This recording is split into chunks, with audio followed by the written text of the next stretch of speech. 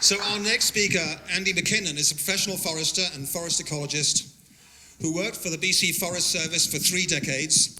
He's the co-author of 6 best-selling books about the plants of North America, and I'm damn sure half of you have that book on your bookshelves, and a District of Mackinnon councillor. Andy, let me do this for you. There's just one to go. That's you. That's me, yeah. All right, good. Thank you very much for the invitation tonight. 10 minutes is a remarkably short period of time, and I've been assured by some of the organizers that there may be opportunities for a more expansive time spent with people like Peter and maybe even me if this goes okay. I was, later on this summer, I was not entirely sure at first whether I'd been invited as a professional forester. I'm a retired professional forester. I've been a professional forester for more than 3 decades now in British Columbia. And I know with the magnificent productive forests that North Cowichan owns, that foresters who are very, very clever individuals can deliver whatever the community wants from those forests. And that's what people, I think, are out here tonight to help make sure something like that happens. A good friend, Fred Bonnell, once said, forestry isn't rocket science. It's way more complex than that. And I firmly believe that to be true. Probably not as a forester, probably not invited here because I am a councillor in Mackinnon, and I'm also the chair of Mackillon's Finance Committee, which means I'm responsible for our budget. And appreciate the position that a change of this magnitude is going to put your council in. And I'm here tonight to ask you to join me in applauding your mayor and council for being so open to these ideas. I think you're well served.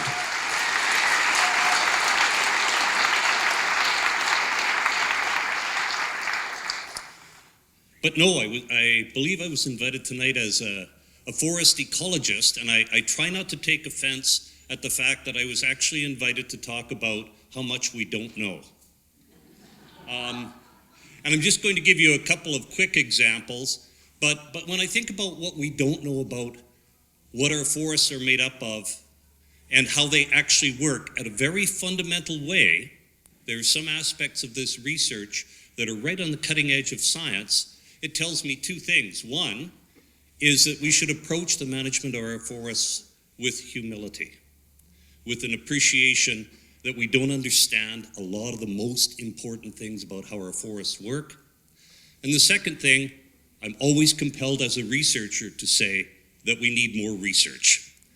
And we have a number of projects going right now in the Victoria watershed. It would be great to see research as a component of your municipal forests.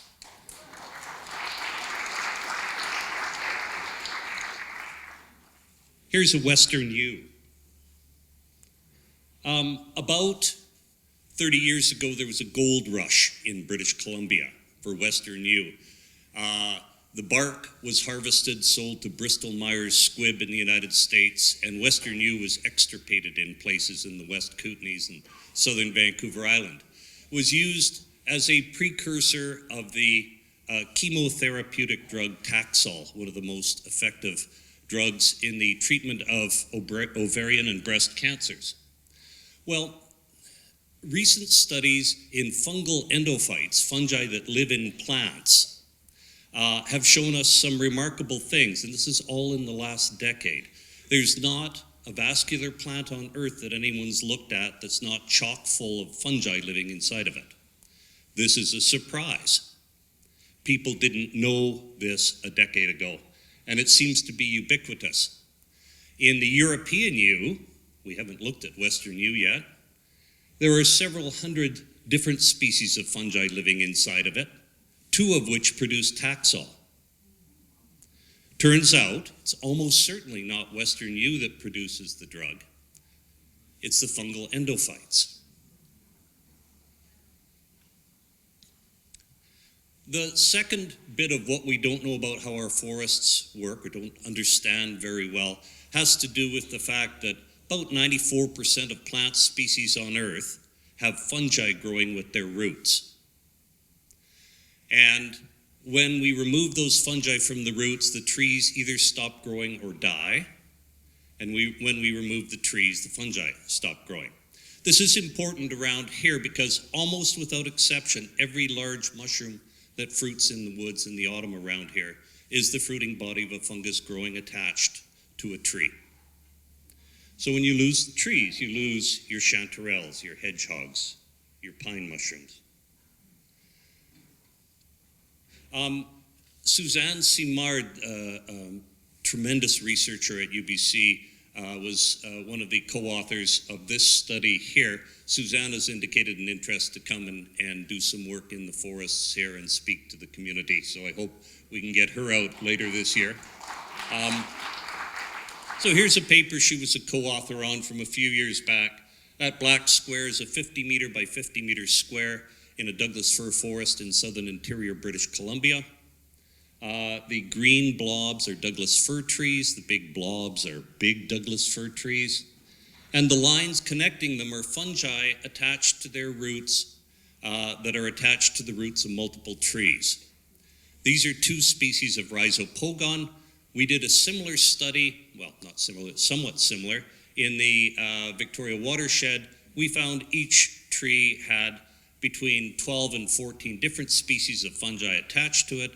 Every fungus was attached to the roots of other trees and other plants, so that if you multiply that by about 10 times, multiply those line connections, that's how those forests are connected by the fungi attached to their roots. Every single plant in that forest is connected directly or indirectly to every other plant in that forest. They are moving water around, they're moving sugars around, they're moving nitrogen around, they're sharing hormones. They are signaling each other. It's a remarkable network that exists in your municipal forests as well. We're just starting to appreciate how big and complex it is and beginning to get just the slightest hint of what it might all mean. In part, what it means is it's not all about competition. It's an awful lot about collaboration and cooperation.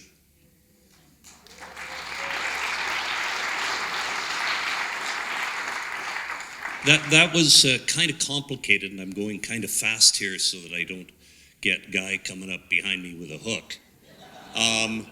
Another study that Suzanne and her students worked on looked at big trees in the forest with small seedlings and saplings around their base. And she found that if you took radioactively labeled carbon dioxide, and the big trees made radioactively labeled sugars so you could watch where they went, that they went down to the tree's roots through the fungi, and they started showing up in seedlings and saplings, primarily of the same species all around it. That's a parent tree feeding children. And that's probably the primary determinant of which of those seedlings and saplings are going to live and which ones are going to die. These are all relatively new discoveries. They fundamentally change the way we understand how our forests work. There are really neat plants. We call them mycoheterotrophs. They're the vascular plants that aren't green, like the candy stick here. Thank you. They like 94% of plants on Earth have these fungi attached to their roots. In this case, the only fungus that we've ever found attached to the roots of candy stick is the fungus whose fruiting body is the pine mushroom. There's a hint you can take home from tonight. If you see the plant on the left in the spring, come back in the autumn. Better still, tell Uncle Andy where it is and we'll go together.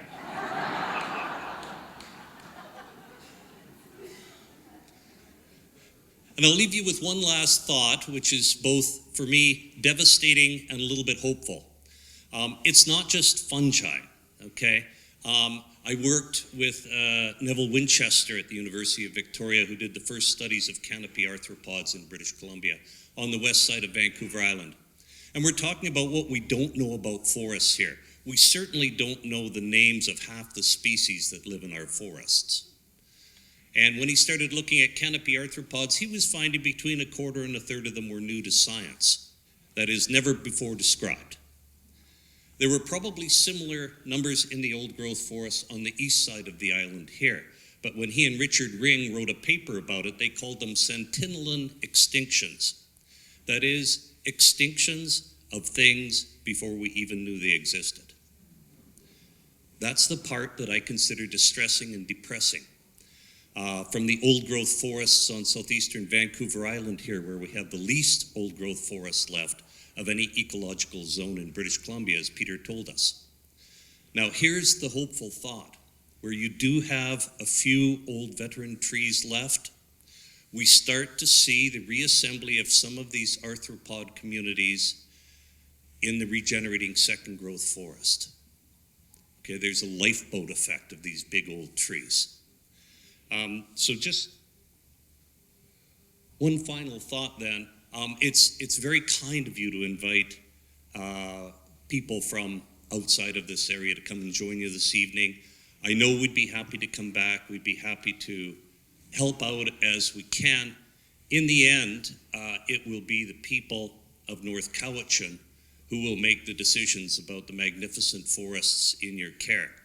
And I wish you well in that. This evening speaks volumes to me. Thanks. Thank you. Andy Mackinnon, thank you.